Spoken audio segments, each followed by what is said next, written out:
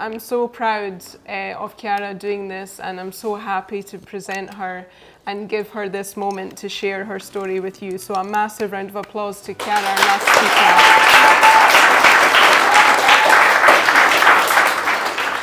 Well, luckily nobody knows me in this room. So, hello, my name is Chiara, and the title of my talk today is 2020, aka the Big C. But before starting my talk, I would like to show you a date.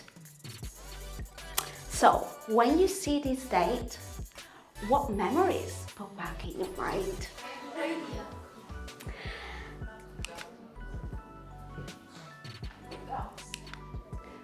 Okay, I'm going to give you a clue. Well, I'm sure that these pictures don't need any explanation that you remember. But what I can do now is to share my thoughts on that day.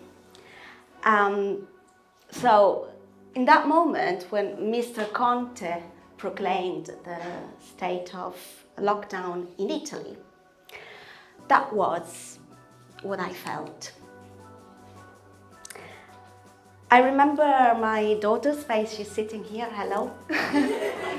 I remember my daughter's face turning pale instantly and asking me, so Mom, what am I going to do tomorrow? Of course, I didn't know what I was going to do the day after. But what I remember is the telephone ringing, my colleagues, my director of studies asking, so what are we going to do tomorrow? Parents of my daughter's classmates, my mom saying, have you seen the news? That's what my mom does all the time. I remember organizing online classes within 48 hours. I don't know if any in this room remembers that as well. And the feeling of fear, dismay, and working together with teachers, technicians, parents, students, all working together as a team, determined to make it work. Having to do without perfection, which, as a Capricorn, believe me, is not something easy. Italy was one of the first countries to go on lockdown. So we found ourselves developing expertise to export. So I remember nights spent planning with teachers from all over the world, running webinars with teachers on how to use online platforms. But why we were all enjoying, experiencing the joy of smart working and online classes, while politicians on TVs were constantly debating pro-lockdown, against lockdown, pro-masks, no masks. What were our children doing? The teenagers. Well, they were dealing with the worst part. They had to cope with unprecedented changes. And a list of restrictions literally turned their lives upside down. So no more holding hands, let alone hugging friends. No more sharing desks. No more showing their faces. No more school. No more gym. I heard lots of people those days using the word resilience. I don't like this word. And I don't think that this represents what our children and teenagers ended up doing those days. In fact, I think that they set an incredibly positive example of healthy fighting. They became resourceful. There were lots of things that they could do.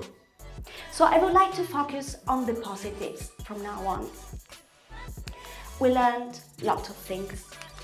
We learned to communicate in different ways and even to smile only using our eyes.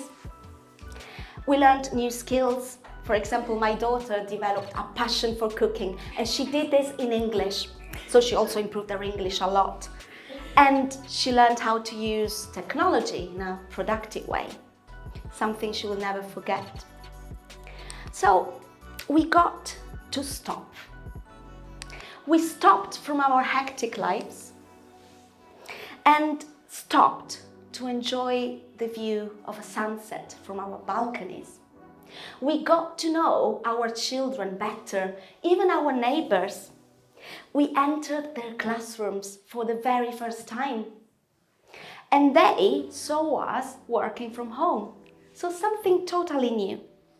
We spent time with them and we pushed each other's boundaries a little bit, I would say. And this is precisely when my personal big C started. Before that, we need a mini step backwards. So this is Maddalena, she's my daughter. And she's been playing kickboxing since she was 3 years old. You might wonder, what does it all have to do with this? I'm going to show you now. I want you to fix this picture in your mind because it's going to become relevant later on. So, as many children of her age, she wasn't allowed to go to the gym because of lockdown. So that meant that if she wanted to train, she had to do it from home. Remember this picture. Do you believe in coincidence? Well, I don't know whether such a thing exists or not, but what I know is that I've always been amazed by the resemblance of these two tiny little things. That thing there, you know it really well, I think. It's SARS-CoV-19, also known as coronavirus. Very similar to a tiny cancer cell, similar to the one that was found in my body in April 2020, just in the middle of the pandemic. So, what does it mean? Can you see the connection? If it hadn't been for COVID, my daughter wouldn't have trained at home. And if she hadn't trained at home, she would have never accidentally kicked my chest while training. And I would have found about my breast cancer probably too late. So, that year, on top of everything, I was diagnosed breast cancer. And because I like to do things properly, it was the worst kind. But luckily, it was spotted just in time. So, just like our children and our teens, I had to deal with a lot of changes in my body, in my life, but I also experimented lots of new things, like a totally new concept of wild parties. But also, I developed new skills, such as how not to kill plants on my balcony. That takes skills, believe me. And I also learned how to Photoshop some pictures to look cute, even on the worst days. But what I learned a lot about is cooperation, just like our children. And that came from unexpected people.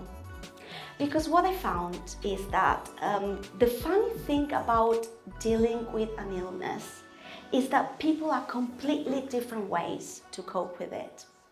So sometimes unexpected people are just there by your side to make you laugh hard. And people who will be supposed to be there sometimes aren't.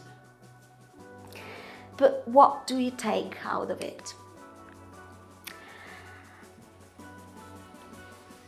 You have to get to the end of the tunnel, just one step at a time, and never look back to find yourself. And my tunnel was blue. And at the end of it, I found my big C. So, I'm here today to thank my daughter for deciding to start playing kickboxing when she was 3 years old, because that saved my life. And also for being by my side all the time and teach me how to kick life. I would like you to spend just 10 seconds to read a quote from my favorite song. This song is called Ironic, and that's my favorite quote. And I'm going to leave you with that. Thank you.